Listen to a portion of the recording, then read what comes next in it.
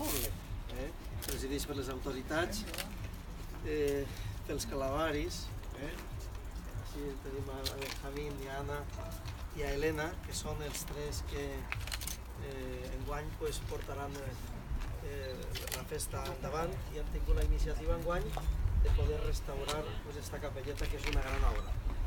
Per això agraïm la presència de l'arquitecte, el Pasqual Barrachina, i del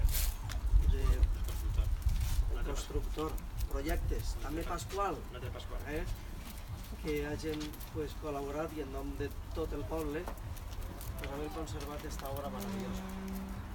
Avui anem a beneir a Déu per tot el bo que a través de vosaltres fa del nostre poble.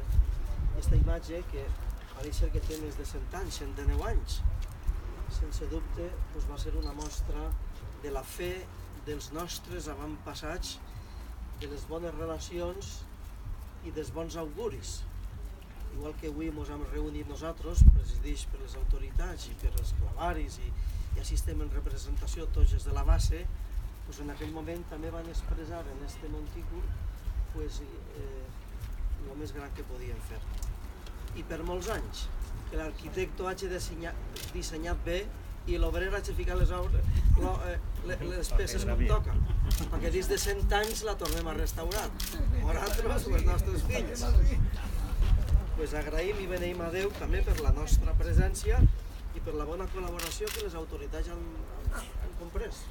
Que a més d'un fet religiós, però això és un fet social. Així ens hem reunit, ja veu, al migdia una sèrie de persones que tenim moltes coses que fer, però que volem fer festa i recordar en les nostres coses religioses el manament de Jesús, que és que ens vulguem a ell sobre totes les coses i entre nosaltres.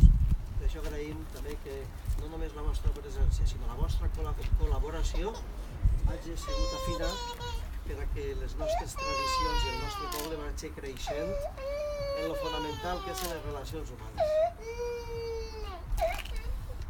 Escoltem un trosset de l'Evangeli segons Sant Lluc.